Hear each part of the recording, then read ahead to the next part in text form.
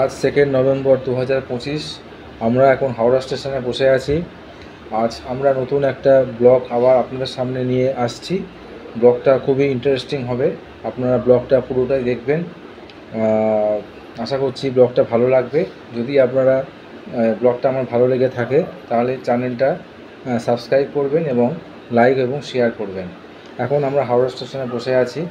আমাদের train হাওড়ি express সকাল 9:10 Howrah station থেকে ছাড়ার কথা ছিল, কিন্তু সেই ট্রেনটি 4 ঘন্টা লেট করে 1:10 ট্রেনটা ছাড়ছে আজকে হাওড়া স্টেশন থেকে।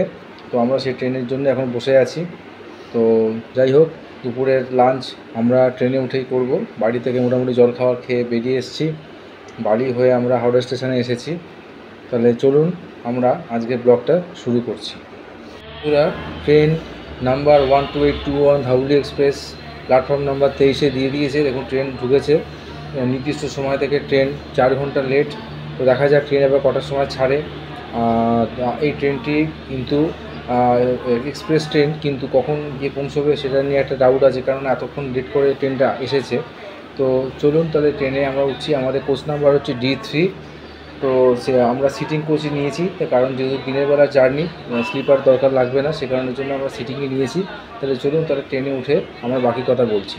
বন্ধুরা, আমাদের দুপুরের লাঞ্চটা আমরা ট্রেনে উঠে করে নিয়েছি। তার কারণ হচ্ছে ট্রেন তো 1:10 ঢোকার কথা, 1:10 থেকে আরও 20 মিনিট পর ট্রেন হাওড়া স্টেশনে ঢুকেছিল, এবং তারপরে ট্রেনটা আরও 1 ঘন্টা লেটে হাওড়া স্টেশন থেকে ছেড়েছে। সেই কারণের জন্য লাঞ্চটা আমরা ট্রেন ছাড়ার আগে করে নিয়েছিলাম।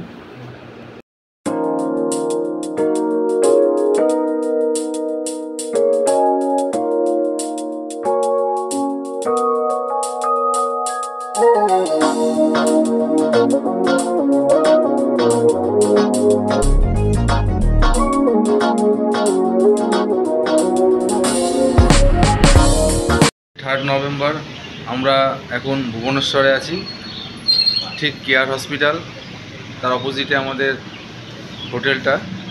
আমরা কাল অনেক রাতে প্রায় 11টার সময় আমরা হোটেলে চেক ইন করেছি। আমাদের ট্রেন প্রায় 6 ঘন্টা লেট ছিল, হাওড়ি এক্সপ্রেস, সেটা কালকে আপনাদের বলেছিলাম। তো এই কেয়ার হসপিটালে আমার একটা অ্যাপয়েন্টমেন্ট আছে ডাক্তারের সাথে, সেই জন্যই এত দূর আসা কলকাতা থেকে। তো 10:30টার সময় আমার হসপিটালে অ্যাপয়েন্টমেন্ট আছে, তো সেই জন্য আমি এসেছি। মোটামুটি 3 থেকে 4 দিন ভুবনেশ্বরে থাকার ইচ্ছে আছে। তো দেখুন সকালের পরিবেশটা খুব সুন্দর। এখন সকাল 7টা বাজে। একদম আমাদের রাস্তার ওপরেই হোটেলটা, মেন রাস্তার ওপরেই হোটেলটা রয়েছে। হোটেলের রুমটা আপনাদের আমি একটু পরে দেখাচ্ছি। খুব সুন্দর হোটেলটা, আমি খুব কম দামের মধ্যে আমরা পেয়ে গেছি। 700 টাকা করে নন এসি, আর এসি হলে 1000 টাকা। অ্যাকোয়াগার্ড থেকে শুরু করে সব কিছুরই ব্যবস্থা, টিভি সব কিছুই আছে রুমের মধ্যে। তো চলুন এখন আমরা একটু স্নান ফান করে রেডি হয়ে আমরা আমাদের সকাল 10:30টার সময় অ্যাপয়েন্টমেন্ট আছে ডাক্তারের কাছে যাব। ওকে ফ্রেন্ডস, মা তারিণী গেস্ট হাউসের এটা হচ্ছে আমাদের রুম। দেখুন একটা এসি আছে, এখানে টিভি, এখানে একটা ছোট টেবিল আছে, টেবিলের মধ্যে আমরা জিনিসপত্র রেখেছি। এটা একটা খাটে 3 জন আরামে শোয়া যাবে। এখানে একটা হ্যাঙ্গার রয়েছে, এখানে একটা মিরর রয়েছে, এবং এটা বাথরুম, অ্যাটাচ বাথরুমে কমোড রয়েছে। এবং সবথেকে যেটা প্লাস পয়েন্ট সেটা হচ্ছে এখানে একটা ছোট বারান্দা মতন রয়েছে, এবং একটা চেয়ারও রয়েছে বসার জন্য। দেখুন একদম সামনে রাস্তা, এই সামনে হচ্ছে কেয়ার হসপিটাল, এটা হচ্ছে মেন রোড। খুব সুন্দর পজিশান হোটেলটার। আপনারা যদি এখানে আসেন ট্রিটমেন্টের জন্য, যেমন আমি এসেছি এই কেয়ার হসপিটালে। তো একদম কেয়ার হসপিটালের ঠিক অপোজিটে এই যে দেখছেন এন্ট্রান্স, এই কেয়ার হসপিটালের ঠিক অপোজিটেই হচ্ছে আমাদের এই মা Tarini guest house. Room fair খুবই সামান্য, আমি বলে দিয়েছি আগে আপনাদের। তো আপনারা এখানে আসতে পারেন। ওভারঅল খুবই সুন্দর। বন্ধুরা, এটা হচ্ছে মা তারিণী গেস্ট হাউসের বাইরে থেকে আমি ভিডিও করেছি। নিচে দেখুন একটা স্টেশনারি দোকান আছে এবং অনেক ওষুধের দোকান আছে, যেহেতু সামনে কেয়ার হসপিটাল এবং আশেপাশে অনেকগুলোই গেস্ট হাউস আপনারা পেয়ে যাবেন। আমরা সন্ধ্যাবেলা একটু বেরিয়েছি ভুবনেশ্বরে, আমরা যে হোটেলে আছি সেখান থেকে মোটামুটি 1 কিলোমিটারের মধ্যে মার্কেট এরিয়া, সেই মার্কেট এরিয়া ঘোরার জন্য এখন বেরিয়েছি। আমার যে উদ্দেশ্য এখানে আসা, ডাক্তার দেখানো এবং তার সাথে টেস্ট, সেটা সম্পূর্ণ হয়েছে। মানে ডাক্তার দেখানো কালকেও বাকি আছে, কালকেও দেখাতে হবে। তো ডাক্তার দেখিয়ে কালকে আমরা সাইট সিনে বেরোবো, উদয়গিরি, খণ্ডগিরি, ধবলগিরি, লিঙ্গরাজ টেম্পল যেগুলো আছে সেগুলো। তো এখন যাই হোক, আমরা এখন বেরিয়েছি সন্ধ্যাবেলা একটুখানি লোকাল মার্কেটটা ঘুরতে। Bhubaneswar the capital of Odisha. তো আপনাদের আমি দেখাচ্ছি এখানকার যে মেন রাস্তা, এটা হচ্ছে এখানকার মেন রাস্তা। এখন ঘড়িতে 7:30 মতন বাজে সন্ধ্যে। এদিকে দেখুন বড় বড় শপিং মল সব রয়েছে। কালকে আমরা অনেক রাতে ঢুকেছিলাম, রাস্তাঘাট পুরো ফাঁকা হয়ে গেছিলো। এখন আজকে সোমবার, তো যাই হোক রাস্তাতে প্রচুর গাড়ি ট্রাফিক আছে।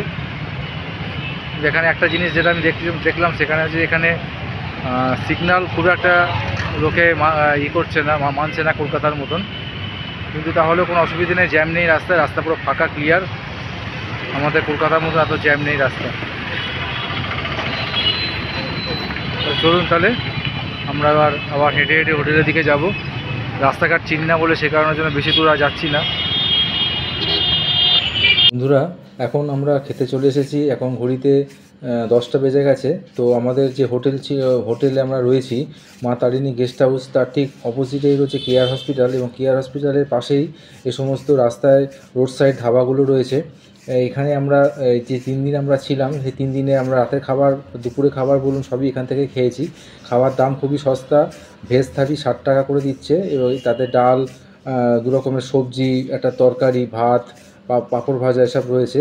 আর ফিশ নিলে সেটা 80 টাকা এবং চিকেন নিলে 100 টাকা। তো খাবারের কোয়ালিটি যথেষ্ট ভালো। আমরা বেশ তৃপ্তি করে খেয়েছি এবং একই হোটেল থেকেই আমরা খেয়েছি।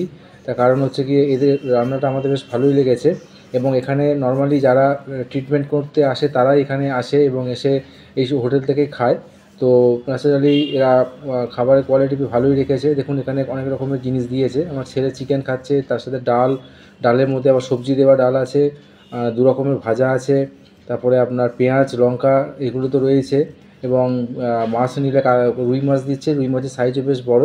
তো খাওয়া দাওয়া বেশ ভালোই লেগেছে আমাদের। ওভারঅল সব ঠিকঠাকই ছিল।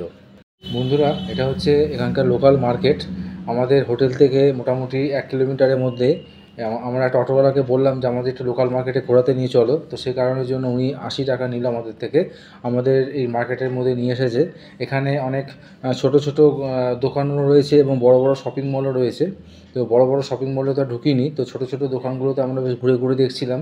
এখানে উড়িষ্যার বিভিন্ন যে আপনার প্রিন্টেড যে কটকির কাজের সমস্ত চাদর থেকে শুরু করে জামা কাপড়, মেয়েদের লেগিংস, তারপরে আপনার কুর্তা এসব বিক্রি হচ্ছে।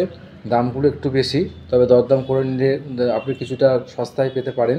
তবে আমরা কিছু সেরকম নিইনি, কারণ নাকি নেওয়ার মতন সেরকম কিছু ছিল না আমাদের নেওয়ার মতন। তো যাই হোক, আমরা মার্কেটটা একটু ঘুরলাম সময়টা কাটাবার জন্য, বিশেষ করে ভালোই লাগলো। হোটেলে বসে বা কী করবো সারা সন্ধে, তো সেই কারণের জন্য আমরা একটু বেরিয়ে গেছিলাম। আমাদের হোটেল সেখান থেকে 1 কিলোমিটারের মধ্যেই মার্কেটটা রয়েছে। বেশ ভালোই লাগলো মার্কেটটা।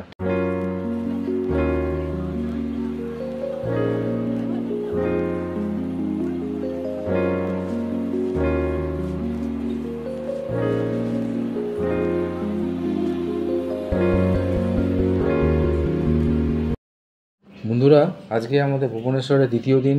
এখন ঘড়িতে 2:20 হয়েছে। এখন আমরা বেরিয়ে পড়লাম লোকাল সাইট সিইং করতে। এখানে একটা অটোওয়ালার সাথে কথা বললাম, উনি 1300 টাকা নেবে বললো। একটু দরদাম করে 1300 টাকা নেবে বললো। তো যাই হোক, এখন আমরা সাইট সিইংগুলো করতে বেরিয়েছি, উদয়গিরি, খণ্ডগিরি, ধবলগিরি এবং লিঙ্গরাজ টেম্পল। তো চলুন তাহলে আপনাদের এই সাইট সিইংগুলো আমি একে একে দেখাচ্ছি।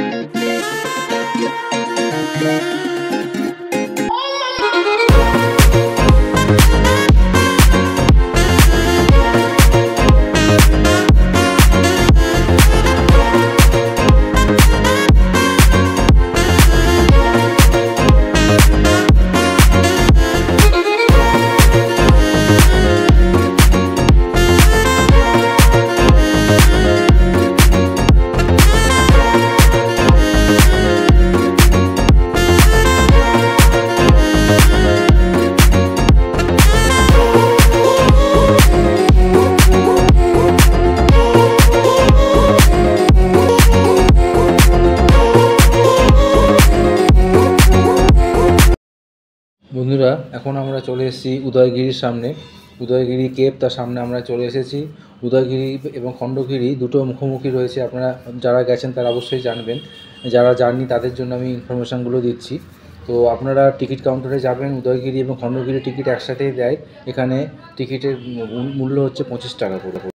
বন্ধুরা, এই উদয়গিরির ওপরে যে ঐতিহাসিক ঘটনাটা রয়েছে বা ঐতিহাসিক যে কারণটা রয়েছে সেটা আপনাদের আমি একটু সংক্ষেপে বলার চেষ্টা করছি।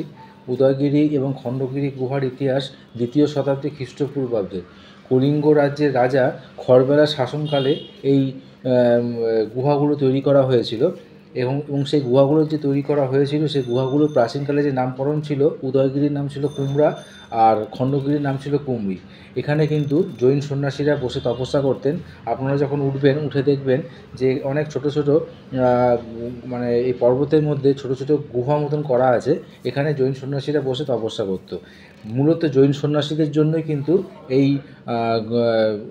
গুহাগুলোকে তৈরি করা হয়েছিল। এখন আমরা চলে এসেছি উপরে। দেখুন, উপর থেকে এই পুরো ভুবনেশ্বর শহরটা কি সুন্দরভাবে আমরা দেখতে পাচ্ছি। আকাশে মেঘ যদি থাকে একটু প্রবলেম হবে আপনাদের দেখতে, কিন্তু আমরা যে সময় গেছি সে সময় আকাশ পরিষ্কার ছিল। এবং এই দেখুন, সামনে উল্টো দিকে এই খণ্ডগিরি মন্দির দেখা যাচ্ছে, জৈন মন্দির দেখা যাচ্ছে। তো এটাও আমরা যাব একটু পরে। তো খুব সুন্দর পরিবেশ, উপরে পরিবেশ, এবং এক পাশে বন আর এক পাশে এরকম পাহাড়ের মধ্যে আমরা ট্রেকিং করে উঠলাম। খুব সুন্দর লাগছে দেখতে। এবং আরেকটা কথা যেটা বলা, সেটা হচ্ছে এখানে কিন্তু প্রচুর বানর আছে। তো সে কারণের জন্য যখন আপনারা মোবাইল ফোনে ফটো তুলবেন বা ভিডিও করবেন, একটু সাবধানে করবেন। যে কোনো মুহূর্তে কিন্তু হাত থেকে ছিনিয়ে নিয়ে চলে যেতে পারে। তো সব মিলিয়ে আমাদের এই উদয়গিরিটা খুব ভালো লাগলো। এর আগেও আমি অনেকবার গেছি। তো যতবারই আসি ততবারই মনে হয় এগুলো না দেখলে নয়। এর ঐতিহাসিক একটা হিস্টোরিক্যাল একটা ব্যাপারের মধ্যে রয়েছে। তো সেই কারণের জন্য আপনাদেরও আশা করছি ভালো লাগবে।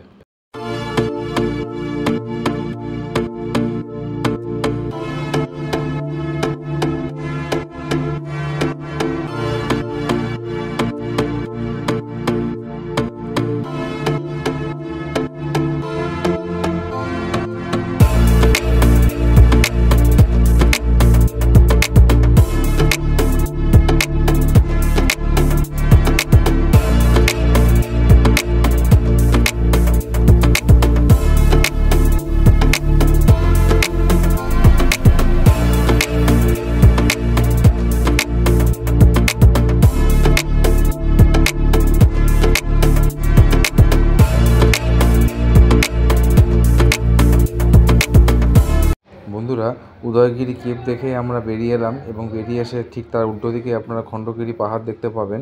তো সেই খণ্ডগিরি পাহাড়ে আমরা আস্তে আস্তে ট্রেকিং করে উঠছি। রাস্তা থেকে সিঁড়ি শুরু হয়েছে এবং বেশ অনেকগুলো সিঁড়ি আপনাদেরকে ভাঙতে হবে উপরে ওঠার জন্য। এবং সাইডে রেলিং দেওয়া আছে এবং একধারে জঙ্গল রয়েছে। তো আপনারা ট্রেকিং করে উঠবেন উপরে। ওঠার পরে ওপরে সুন্দর একটা সাদা শ্বেতপাথর দিয়ে বানানো জৈন মন্দির আপনারা দেখতে পাবেন। এবং সেখানে মহাবীরকে প্রতিষ্ঠিত করা আছে সেই জৈন মন্দিরের মধ্যে। এবং সেখান থেকে আপনার আশেপাশে যে সৌন্দর্য, সেটা কিন্তু অসম্ভব সুন্দর লাগবে। আমাদের খুব ভালো লেগেছিল। পুরো মোটামুটি 360 অ্যাঙ্গেলে আপনারা খুব সুন্দর দৃশ্য দেখতে পাবেন। বন্ধুরা, এবার আমরা ঠিক মন্দিরটির সামনে চলে এসেছি। দেখুন, শ্বেতপাথর দিয়ে বানানো সুন্দর এই মন্দিরটা। একদম খণ্ডগিরি পাহাড়ের চূড়াতে এই মন্দিরটা রয়েছে। এই মন্দিরের মধ্যে মহাবীরকে প্রতিষ্ঠিত করা আছে। এখানে কিন্তু অনেকেই এসছে আমাদের মতন দর্শনার্থী দেখার জন্য। এবং এখান থেকে যে আপনারা ভিউটা পাবেন, পুরো ভুবনেশ্বর শহরটা আপনারা সুন্দরভাবে দেখতে পাবেন। 360 অ্যাঙ্গেলে ভুবনেশ্বর শহরটা দেখতে পাবেন। এবং এই মন্দিরটা এই দেখুন, বেশ সুন্দরভাবে আমরা দেখতে পেয়েছি পুরো সিটিটা। খুব সুন্দর লাগছিল এখান থেকে চারপাশের দৃশ্য। এবং এখান থেকে এই উদয়গিরি পাহাড়টাও কিন্তু দেখা যাচ্ছে। ওই দেখুন, উদয়গিরি পাহাড়টাও কিন্তু দেখা যাচ্ছে। তবে উদয়গিরি থেকে খণ্ডগিরির হাইটটা অনেকটাই উঁচু। বেশ সুন্দর আমরা এখানে সময় কাটালাম। আশা করছি আপনাদেরও এই জায়গাটা ঘুরলে ভালোই লাগবে।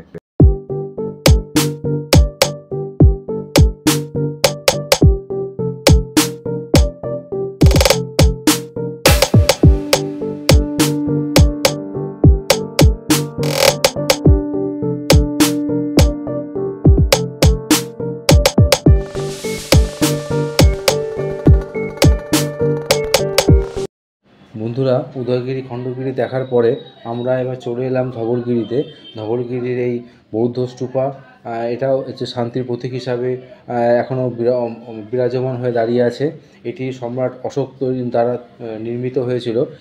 কলিঙ্গ যুদ্ধের ভয়াবহতা দেখে সম্রাট অশোক হিংসার রাস্তা ছেড়ে দিয়ে অহিংসার ধর্ম, বৌদ্ধ ধর্মকে গ্রহণ করেছিলেন এবং তিনি এই শান্তির প্রতীক হিসাবে এই বৌদ্ধ স্তূপাটা তৈরি করেছিলেন। এখানে আসার পরে আপনারা দেখবেন ঘুরে চারদিকটা বেশ সুন্দর লাগবে আপনাদের, এবং মানে এতটা উঁচুতে এটা অবস্থিত হওয়ার জন্য নিচের পরিবেশটা সত্যিই খুব সুন্দর, মনোমুগ্ধকর, আপনাদের ভালো লাগবে। এবং এখানে কিন্তু এই স্তূপাটার চারদিকে কিন্তু গৌতম বুদ্ধের এরকম স্ট্যাচু তৈরি করা হয়েছে, এবং এত সুন্দর পরিবেশ এবং এত স্নিগ্ধ পরিবেশ, আশা করছি আপনাদের সবার ভালো লাগবে। আমাদেরও বেশ ভালো লেগেছিল জায়গাটা।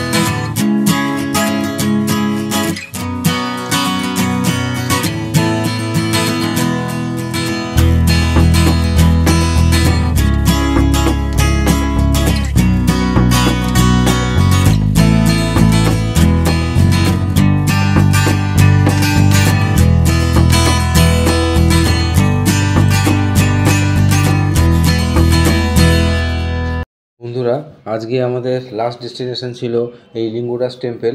লিঙ্গরাজ টেম্পলটি উদয়গিরি, খণ্ডগিরি, ধবলগিরি দেখার পরে ফেরার পথে আপনারা এটা দেখবেন। এই মন্দিরটি খুব জাগ্রত একটি মন্দির। এই মন্দিরে ঢোকার সময় আপনাদের মোবাইল ফোনটাকে বাইরে জমা রেখে দিয়ে যেতে হবে।